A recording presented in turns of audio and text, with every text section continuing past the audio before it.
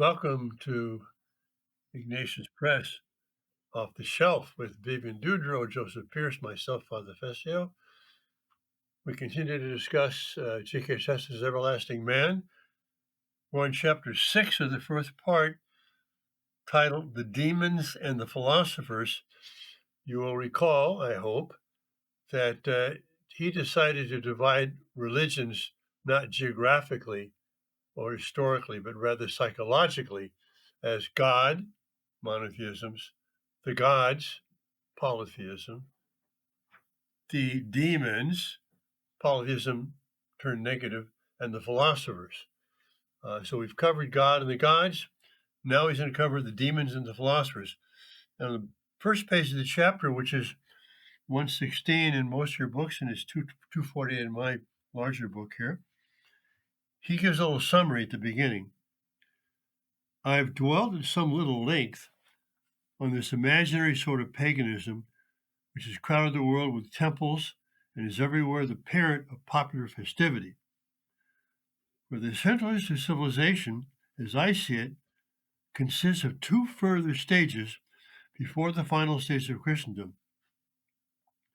The first was a struggle between this paganism and something less worthy than itself, and the second, the process by which it grew in itself less worthy. In this varied and very often vague polytheism, there was a weakness of original sin. So that's what he's going to do here. Struggling the so-called good paganism and bad paganism, and then the process by which the good paganism itself grew unworthy. So, Father, can I just read the next three go short ahead. sentences? You're a better reader than I am. Plus, I got a cold right now. Yeah, well, just where you left off there, weakness, original sin. Immediately afterwards, pagan gods were depicted as tossing men like dice, and indeed they are loaded dice. About sex, especially men are born unbalanced. We might almost say men are born mad. They scarcely reach sanity till they reach sanctity. And I just wanted to point out there that, that sanity and sanctity on the deepest level are synonyms, and I think that that's something that many of us sort of forget, that sin ultimately is stupid because it's madness. And especially where sex is concerned, that chastity is necessary for charity because sanctity is necessary for sanity. Mm-hmm. Yes, even if you consider man a machine created by God, God gave the operating instructions, and if you don't follow the instructions, you don't have a machine running well. So sanity and good health, physical and medical, ends up being very closely allied with sanctity. Mm-hmm. Yeah. I had nothing I was going to comment until page 122. So, if you want to jump in, Well, very briefly on page 119, I don't think you need to read it, but he talks about cannibalism and the idea that cannibalism is primitive, and he sort of says, "Well, actually, no, it's decadent. That you can get many so-called cultured, civilized people that indulge in all sorts of bestial, decadent behavior." And he actually likens the cannibalism of certain pagan religions of the past with a Parisian decadent at a black mass. So again, in the late 19th century, that Satanism was all the rage in Paris, and not because Paris was primitive, but on the contrary, Paris had basically was decadent. It decayed from a civilized state, and so I think that's important because we get this idea of we're progressing towards a golden age in the future. No, this sort of pattern between primitive civilized decadence is sort of something that's recurred throughout history. Yes. Now he does say somewhere that cannibalism. He tries to compare even primitive tribes in Australia. I think the one being more advanced than the other. Well, that one was the one that practiced cannibalism, but in the North American tribes, which were at a very basic hunter-gatherer level, uh, not the ones in the Southwest that built pueblos, but the ones in the forests and so on, plains, they did practice cannibalism. Uh, in fact, our martyred North American martyrs experienced that firsthand. But the line that's so key to me in understanding this on 119 about cannibalism, he's saying, for most, cannibalism is not primitive or even a bestial habit. It is artificial and even artistic, a sort of art for art's sake. Men do not do it because they do not think it horrible, but on the contrary, because they do think it horrible. And Exactly. and the cannibalism as practiced by the native tribes here in North America was precisely to be a kind of terrorizing of your captive. So they knew it was a horrible, terrible thing. And then, this was also like testing your captive, interestingly enough. Like, let's just see how much he can withstand. Then they would honor the dead by eating his heart. Like, let me have some of that strength. So it's a very bizarre thing. But his point, I think, men don't do it because they don't think it's horrible, but because they do think it's horrible. Right. That's the Yeah. key thing. Yeah, the act of not being primitive but being decadent, basically, it's Yes, demonic rather than bestial. That's the key thing here. I that's mean, you the look at key. our own culture. Systemic infanticide is a large, it's an integral part of our culture. Well, that's not because we're it's not because we're bestial or primitive. It's because we're decadent. Yes, yes, yes. And of course, he'll get into that with Moloch worship in Carthage, Yeah. right? Hmm. So I guess, is that where we're going next, to Carthage, or not quite yet? Who's Well, I said going? 122. So You're wherever's on 122. 122. Well, I got somebody at the top. Are you before the top or at the top, Joseph? No, no, I'm saying you got 122. I'm deferring. Okay. Yeah, the very top there. It may be noted as not irrelevant here that certain anti-human antagonisms seem to recur in this tradition of black magic. He's talking about paganism moving towards black magic, just what you said about doing it because it's horrible. There may be suspected as running through it everywhere, for instance, a mystical hatred of the idea of childhood. So he looks back historically and sees when you get in this demon worship, it's connected almost always with the hatred of children. Mhm. And I think, well, let's see what's happening today. We got contraception, we've got abortion. Uh, is that not hatred of children? Therefore, does that not perhaps connected with demonism itself? Yeah, I mean the sexualization of children that you see everywhere, including and particularly Disney, is an example. You know, they want the child to lose its innocence as soon as possible, basically. Yes. Yes, so it's a hatred of innocence, which is wrapped up in childhood, but it's also a hatred of life, which is also a hatred of children. So children are getting it from both sides. A hatred of life and a hatred of innocence. So I have something in 124. Anybody before that? No, New paragraph. Mhm. Polytheism, or that aspect of paganism, was never to the pagan what Catholicism is to the Catholic.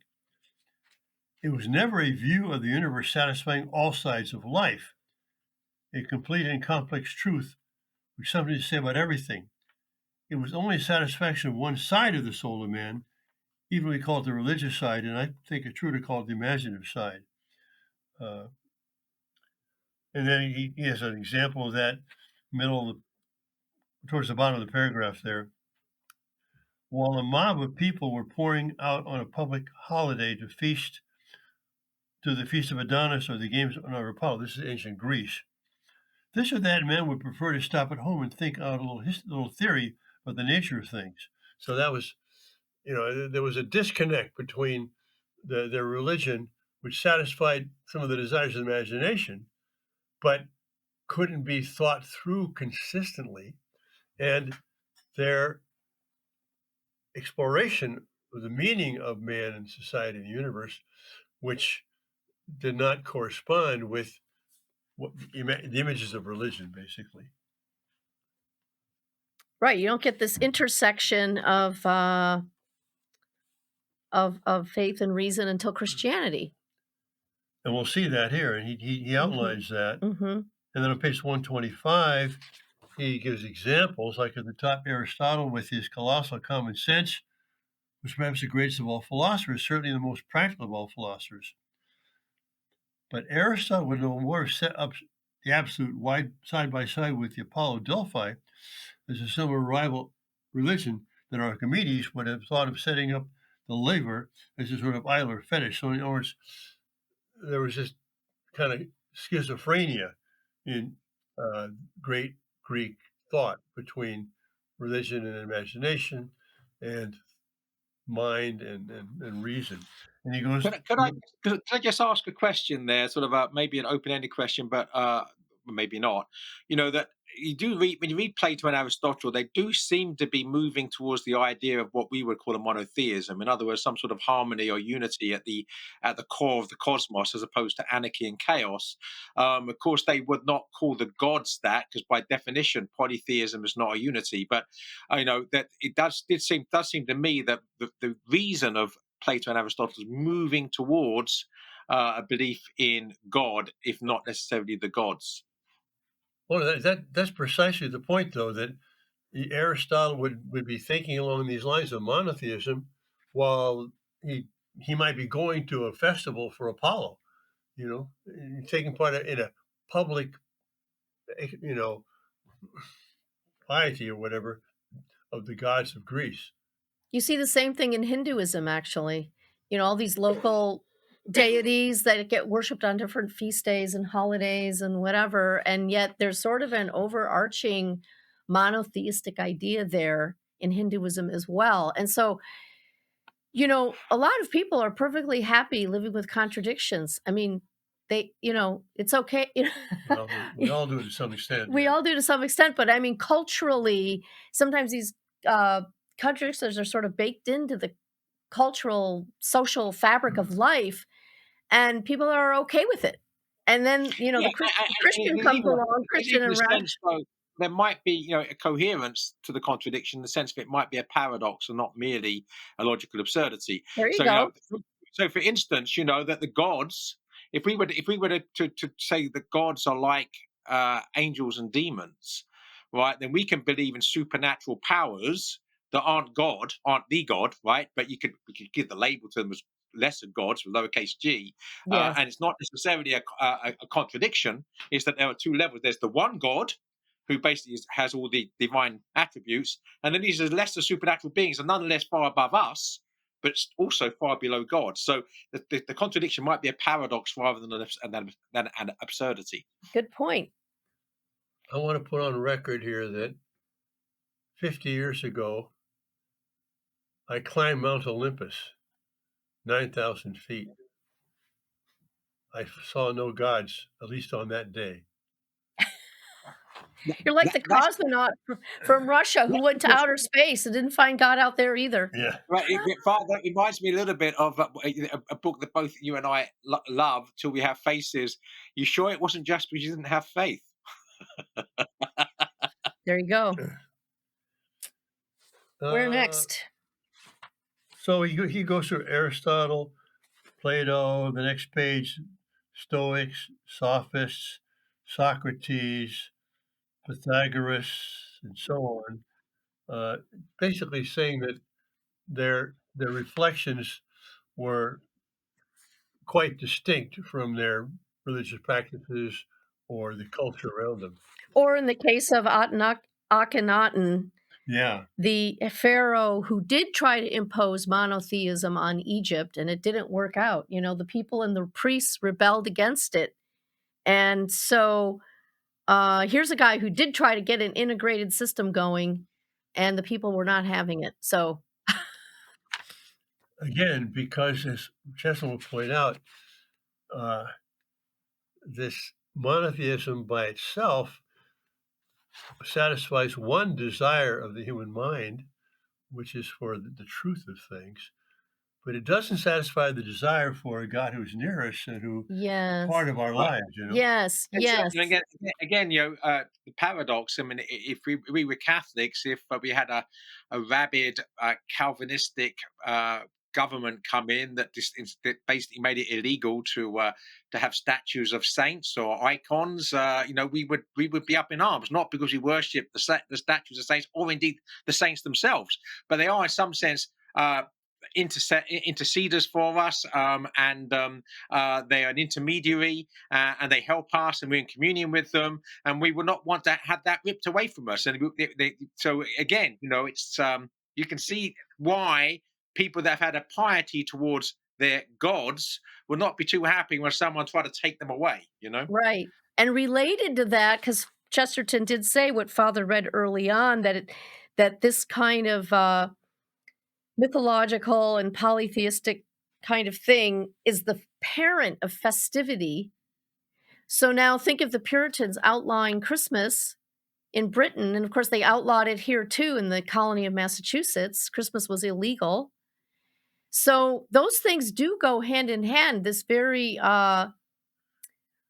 rigid adherence to a very pure doctrine and pure blah da da da. And now we can't celebrate Christmas because people might get a little tipsy, you know. So, and the people rose up against it, right? They rose up against it in Britain and wanted Christmas back, and it wasn't. It took a lot longer to get Christmas back here, by the way, in the States. You know, Congress didn't make it a national holiday until after the Civil War in order to try to bring more unity in the country. It was still a bone of contention in the eastern colonies, eastern I seaboard did, colonies. I did not know that. There we are. I've learned something new. Uh, I'm willing to skip. There's so much in here, but I Yeah. mean, I'm willing to skip to 130 to 134. But I'm happy to be Yeah, impeded in my progress. I have nothing prior to that, so please. Vivian, Nope. I mean, I got lots of underlined things, but it's not. The top of page 134, the mind of Asia can really be represented by a round O, letter O, if not in the sense of a cipher, 0, at least of a circle. The great Asiatic symbol of a serpent with its tail in its mouth is really a very perfect image of a certain idea of unity and recurrence that does indeed belong to the Eastern philosophies and religions. And that's a anthropological fact that the religious ideas in the East were of repeating cycles, nothing new under the sun. What has happened before will happen again. And then in the middle of that page, it says the cross has become something more than a historical memory. It does convey almost as by mathematical diagram the truth about the real point at issue, the idea of a conflict stretching outwards toward eternity. It is true and even tautological to say that the cross is the crux, Latin for cross, of the whole matter. In other words, the cross, in fact, as well as figure, does really stand for the idea of breaking out of the circle that is everything and nothing. So we're not just going around in a circle. You know, reincarnation, you come back to something else and then reincarnate it again. What has happened before will happen again. It's hard for us to even conceive that there was a culture, a whole culture that accepted that because we are so steeped in Judeo Christian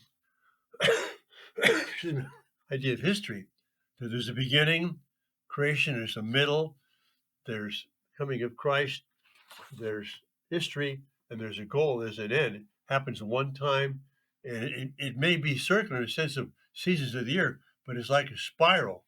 You know, it starts one place and ends up at another. But Yeah, so, the idea of the spiral was very, very good. Thank you. Yeah, the other thing I think about it as well is that we're meant to go through life as Christians with the four last things in mind, right? Our mortality, and then a judgment, heaven and hell. So heaven and hell. But then we're moving through time, which is horizontal. So we've got always every single moment of our lives, we are moving forward in time, but keeping our eyes on heaven and fearing hell. So we have this cross at every moment in our lives. And the Merchant of Venice, very, very briefly, again, takes place in two places: Belmont, the city of God; Venice, the city of man. And there are three nodal points, three tests on that. So that's the horizontal, right? The timeline, the plot line. But then you've got this vertical dimension. The idea is to get out of Venice and ascend to Belmont throughout the whole play. Oh, very good. Yeah, it's wonderful how Chesterton is able to see in what appear to be arbitrary symbols, like the circle and the cross, a representation of the whole cultural philosophy that leads to that symbol. I have something on 135. Yep. What was it? Pattern versus picture. Yeah. I don't see it. I don't see it in one of these quotes, though. Maybe it's on 136. Oh, yeah. In Okay. So 136 is starting at the bottom, then right. the circle or disk of the sun, set up in the morning of the world by the remote Egyptian, that was Akhenaten, has been a mirror and a model for all philosophers. They have made many things out of it and sometimes gone mad about it, especially when, as in these Eastern sages, the circle becomes a wheel going round and round in their heads. But the point about them is that they all think that existence can be represented by a diagram, which is an abstraction, instead of a drawing, which is a picture. And the rude drawings of the childish myth makers are a sort of crude and spirited protest against that view. They cannot believe that religion is really not a pattern, but a picture. That again, he's coming at this in different ways. Yeah, I'm reminded there, Father, of C.S. Lewis's allegory, sort of autobiographical allegory, the Pilgrim's Regress, when the landlord's the name for God in the allegory, and the landlord's people are the Jews, and everybody else are the Gentiles. And he says that everybody forgot how to read except for the landlord's own people. He said, but God did not desert them. He sent them pictures. So, so the whole idea that because we'd forgotten how to read, we didn't know the law, we didn't know the covenant, we'd sort of strayed away. God sends us pictures to bring us back. It's through the pictures that he's talking to us because we can't read any longer. And of course, Lewis, we know, was hugely influenced by this. And I keep, one of these days, someone should write a book plucking, things from Lewis out of the Everlasting Man, because it's all over the place. And that would be a case there, I think. Well, that reminds me of the medieval stained glass windows when there's Yeah. illiteracy. That they didn't have the word except preach to them, but they couldn't read it themselves. But there in the windows, they saw the truths expressed in a picture. Yeah. Well, let's move to chapter 7, because the next two chapters, he's going to express the conflict between one mythology and another, the positive of Rome and the negative of Carthage. And then chapter 8, after Rome prevailed, the inner collapse of the best of mythologies. So, who would like to say something about chapter 7? Well, I've got nothing until page 145. If you have some notes prior to Really? that. Wow. Yep. Well, we have to make progress, Father. So I'm letting All you right. lead. You're the thread, and I'm just going to add. I guess you make progress by eliminating things, huh? That's the.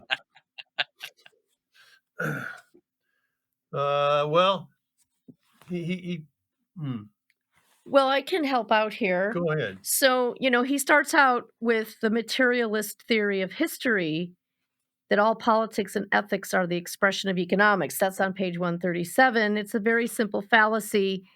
It consists simply of confusing the necessary conditions of life with the normal preoccupations of life. Meaning, yes, I need money, but if all I think about is money, I'm a stunted human being, right? And but then where is he going with this? He's trying to build up to the society that was Carthage, to show that it was in fact a commercially successful, viable society. and advanced in its commerce and economic success and so on. And when you have a very material view of things, it's easy to even reduce religion to a matter of practical results, right? And then he segues into this often faith that it's the darker powers that really do things. This is page 144 at the bottom. If I may, I'll just read this this paragraph here. In the previous chapter, I've hinted at something of a psychology that lies behind a certain type of religion.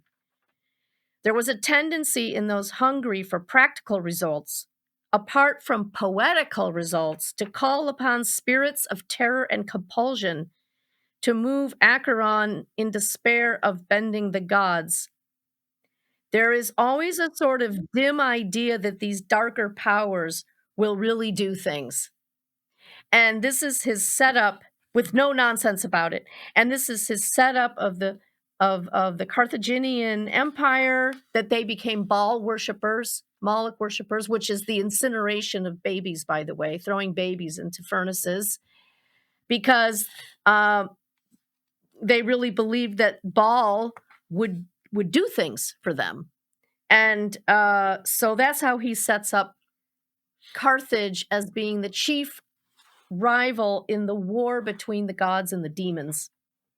And again, the important thing in the page we're kind of skipping over is that this material through history that we do for economic reasons or for policy reasons is very inadequate, because no one actually fights for those things. And he gives a couple examples on page 140 towards the bottom there. This had to do with England expanding its empire and fighting a war to be able to have certain, foreign advantages, about 10 lines up. Does anybody in the world believe that a soldier says, "My leg is nearly dropping off, but I shall go on till it drops. For after all, I shall enjoy all the advantages of my government obtaining a warm water port in the Gulf of Finland." That doesn't keep you going. And on page 141, new paragraph, he says, "Men are moved in these things by something far higher and holier than policy, by hatred." Right. Hatred of evil. Hatred of the other culture that you that you consider horrific. Especially if it's imposing on your culture, if it's trying to take over your culture. And so when the Punic Wars between Rome and Carthage, yes, to find the religion of Carthage something despicable, in comparison to your own more homey, shall we say, religion. I mean, Chesterton often talks about the household gods of Rome, which is not to say that Rome was not without its brutality and cruelty and everything else, but nevertheless, they weren't throwing babies into the fireplaces, to Right. appease a god, to get that god to do things for you. And setting up this conflict, he kind of sees mythologies as a tree where the Greek gods were like branches reaching up into the heavens and the skies and so on, and the Roman gods being the roots getting down into the home and the hearth and the land and the field and so on. Very good. Can I read a few sentences on page 145, because I think it encapsulates this, and I don't want to comment upon it. Okay. So about 8 lines down on page 145, but the worshippers of Moloch were not gross or primitive. They were members of a mature and polished civilization, abounding in refinements and luxuries. They were probably far more civilized than the Romans, and Moloch was not a myth, or at any rate, his meal was not a myth. These highly civilized people really met together to invoke the blessing of heaven on their empire by throwing hundreds of their infants into a large furnace. We can only realize the combination by imagining a number of Manchester merchants with chimney pot hats and mutton chop whiskers going to church every Sunday at 11 o'clock to see a baby roasted alive. Now, I love that analogy, because in actual fact, it's similar. Because the Manchester merchants were utilitarians, they were materialists, they weren't interested in religion in any serious sense. And of course, they would not, he's talking about Victorian times in the industrial north, Manchester, they wouldn't have killed babies, but they did pave the way for a culture in which we will kill babies. So they were, if you like, the forerunners of the culture of death in which we find now. So and of course they're civilized. The Industrial Revolution, all these newfangled things that we're doing, which allow us to produce more and better and become wealthier. A whole new class of nouveau riche coming through. This is all great, progressive, but it's laying the foundations for the culture of death in its wake. Well, and you could even say, I mean, when you realize how many of the people were displaced from the countryside going into the cities, not being able to find work. I mean, there was a lot of infanticide in the Yeah, cities of England at this time, a lot of prostitution, a lot of infanticide, a yeah, lot of suicide, all yeah, on the basis of despair. So you yeah. could say that even though these guys with their chimney hats and their mutton chop whiskers and so on would not have uh, uh, condoned abortion and infanticide. No, but, However, but they did allow 8-year-olds to work 16 hours a day in the factories, and and they and in London and everywhere they were sending children up chimneys. and there was So no real concern about, the pregnant woman drowning herself in the Thames. right, I exactly. mean, as there was just such indifference to the plight of the desperate poor. Yeah, And so that already is, yes, even though on the books these things are illegal. Oh, it's against the law to commit suicide around here, well, I want to jump back to 143. We're getting towards the end of the session here, but there's a principle which is, I think timeless, but also very applicable right now. Bottom of the page, new paragraph, talking about Rome, the civilized society having so many revolts and things like that and civil yes. unrest. There is a real relation between this religion in private, that is the gods of the household, and this revolution in public life. And skip a few lines. The truth is that only men to whom the family is sacred will ever have a standard or a status by which to criticize the state. And that's so important. I yeah, mean, decisions of the state should be made in such a way that they foster strong families. That should be the criterion. Let's have him read just one part and then we'll conclude. So on page 146, Joseph, yeah. read that first paragraph. It's a very dramatic paragraph. The one beginning, Carthage was an aristocracy. Yeah. Yes. Okay. Carthage was an aristocracy, as are most of such mercantile states. The pressure of the rich on the poor was impersonal as well as irresistible. For such aristocracies never permit personal government, which is perhaps why this one was jealous of personal talent. But genius can turn up anywhere, even in a governing class.